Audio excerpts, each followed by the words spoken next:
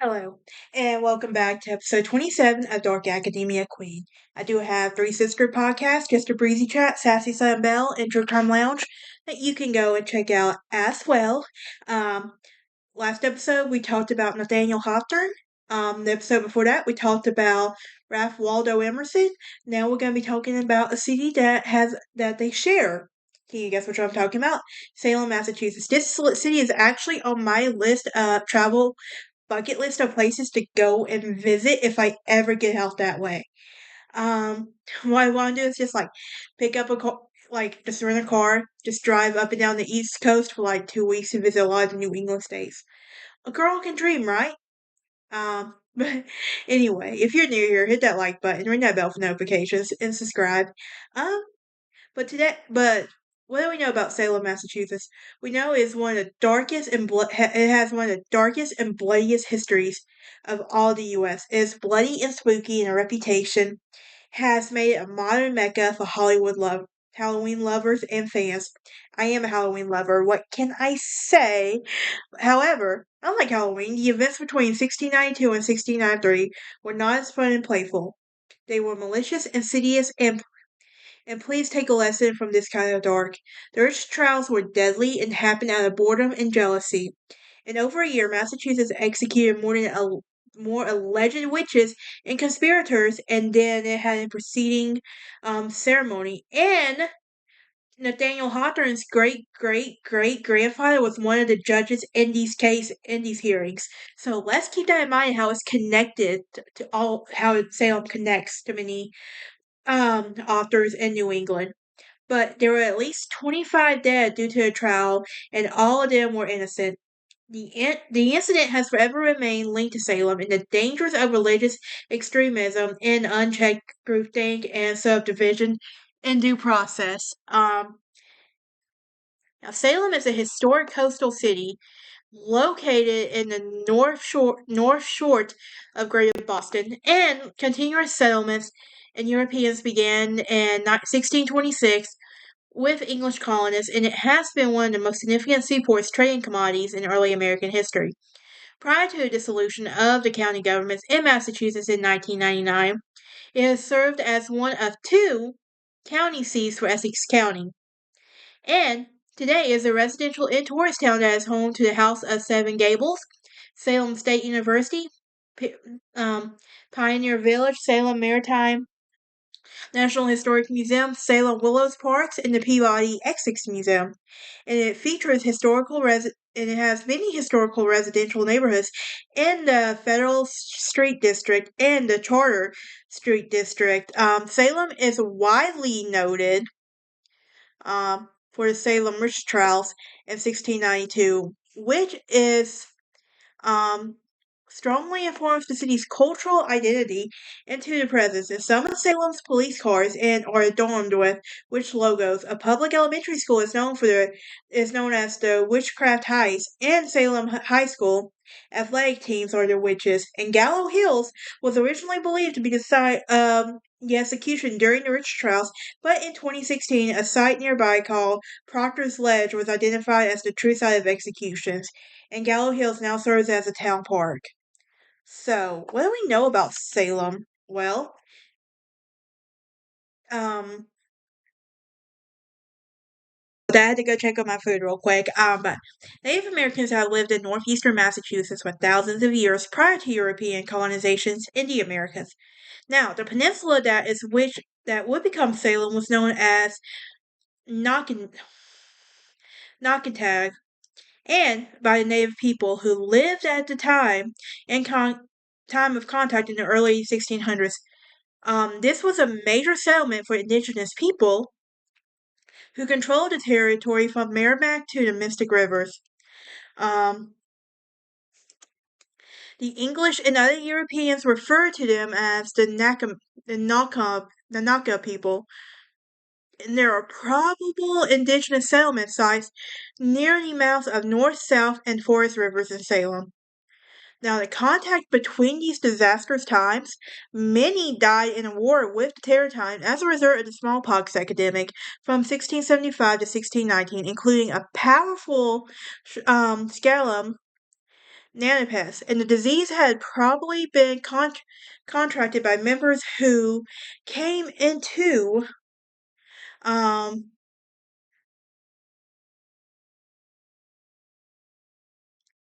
and this had came into contact with the European fishermen or explorers, and the strength was reduced just prior to the arrival of the English settlers in 1626 to what will become modern day Salem.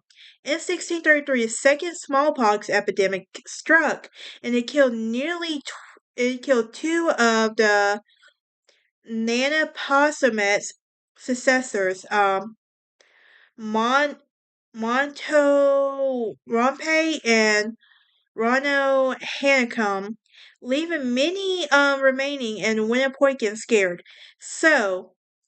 And so it was the English settlers who met little resistance on the arrival on met little resistance on their arrival in Salem. Although Winnipoigan would join the Meccacomet in the King Philip's War in 1675, the English settlers at this point had numerical superiority to defeat Metacomet's indigenous coalition. It wasn't until 1686, when Massachusetts Bay Colony Charter was recalled by the King and the creation of the Dominion of New England, that Winnipoigan's heirs pressed their claim to the land of Salem, for which they were paid £20. Now, let's talk about English colonization in this area. We have to, guys. We have to. To understand the history of Salem, we have to before we get to Rich Charles, we gotta understand the history of it.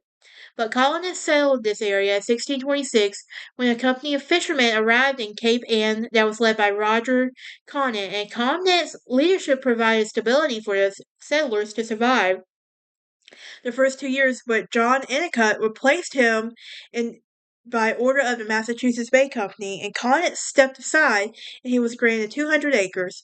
These new planters and the old planters agreed to cooperate because of the diplomacy of the Conant and Endicott, and to recognize a peaceful transition in the new government at the name of the settlement was changed to Salem, the Hellenized name of Shelem. The royal city of Malshagas, which is identified with Jerusalem. Now, in 1628,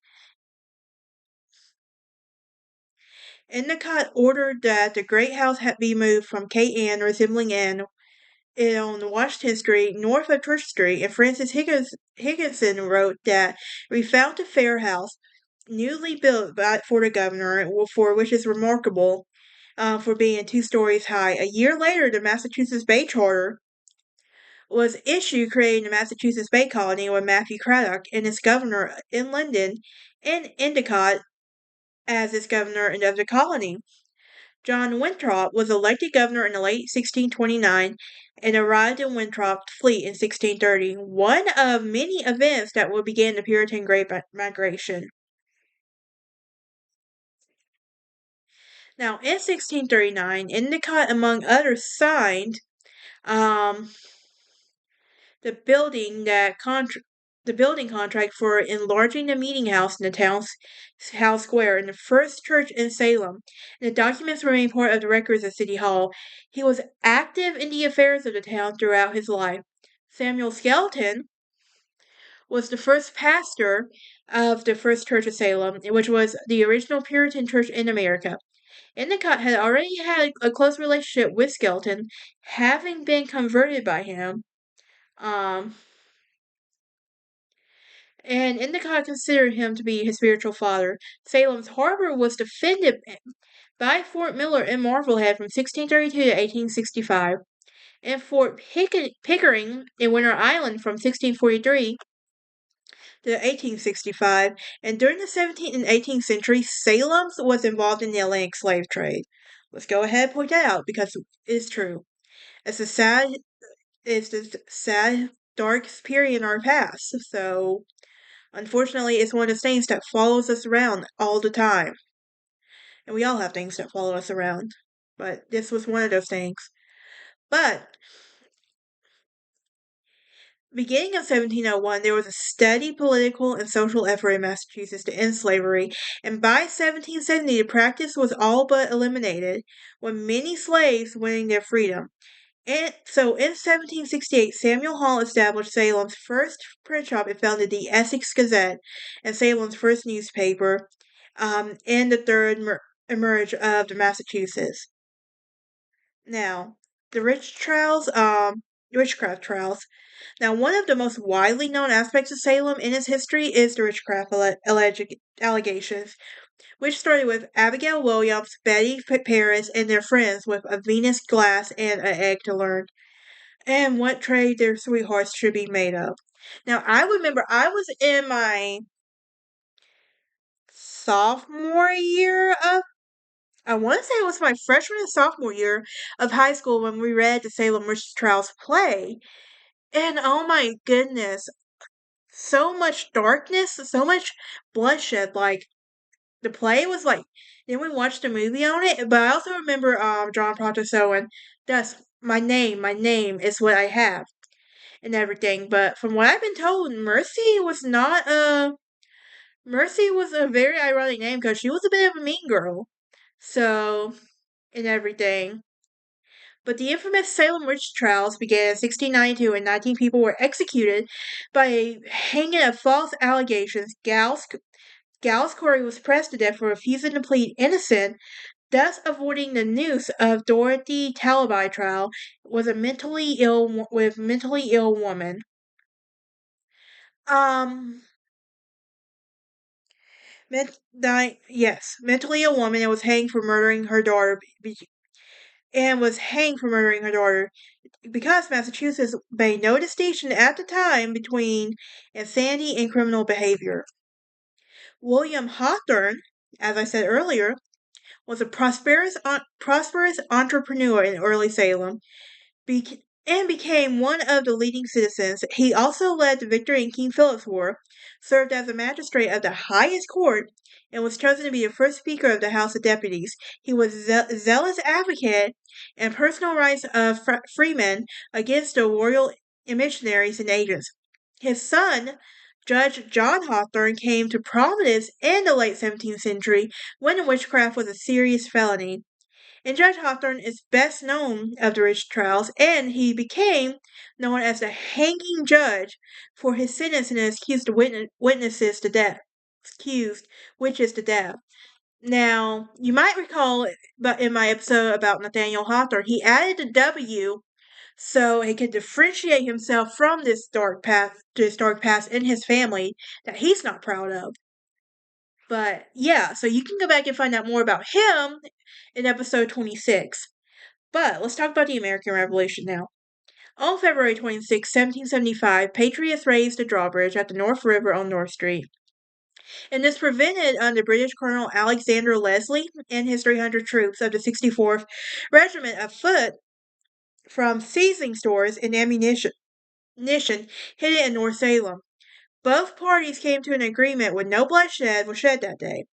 But war did break out in Lexington and Concord soon after, and a group of prominent merchants with ties to Salem published a statement retracting some of the interpreted loyalist leanings and professing their dedication to the American cause, including Francis Cabot, William Pashoon, Thomas Bernard, E.A. Holyoke, and William Pickman. Salem Harbor, now, during the Revolutionary War, the town became a center for privateering, and the documentation was incomplete. But about 1,700 letters of marque was written during the time that was issued on a per voyage basis. Nearly 800 vessels were commissioned as privateers and are credited with capturing and destroying about 600 British ships. And privateering resumed during the War of 1812. So, what about the trade with Africa and the Pacific and Africa? Well, following the American Revolution, many ships and privateers were too large for short voyages of the coasting route, and the owners determined to open new venues for trading in distinct countries. The young men of the town, fresh from the service on the orange ships of Salem, were eager to embark in such ventures. Captain Nathaniel Salem, his first mate Charles Derby, and second mate Richard J. Cleveland were not yet 20 when they set sail on a 19-month voyage that was perhaps the first from the newly independent America to the East Indies. In 1795, Captain Jonathan Carnes set sail for Sumatra at the Malay archipelago on his secret voyage for pepper. Now, nothing was heard from until 18 months later, when he entered Salem harbor with a cargo and a pepper in bulk, and the first to be imported into the country, and sold it for extraordinary profit for 700%. The Empress of China, formerly a privateer, was refitted as the first American ship to sail from New York to China.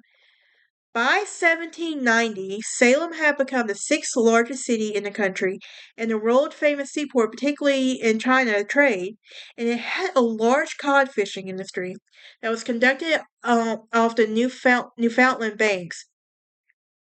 It would export codfish to Europe and the West Indies, imported sugar and molasses from the West Indies, tea from China, and products depicted in the city sail from the East Indies. Zanzibar in particular was among the Salem ships that visited Africa to make the slave trade. They also traveled to Russia, Japan, and Australia. The neutrality of the U.S. was tested during the Napoleonic Wars, and after the Chesapeake leopard affair, Congress passed the Embargo Act in 1807, with President Thomas Jefferson closing all ports and economic blows to the seaport town of Salem. And the embargo was the starting point of the path to the War of 1812. Both the UK and France imposed trade restrictions to weaken the other's economies, and this disrupted the American trade and tested the U.S. neutrality. Now, Royal Navy ships frequently interdicted the U.S. merchant ships trading with France and seized their goods at the time to impress American sailors. And this would. And we actually learned about this in my Tennessee history class, the War of 1812, about impressments. And basically, at this time, there was no way of indicating if you were a American citizen at this time. Because, I think now we have license and birth certificates. But at the time, there's no way you could prove that at this time.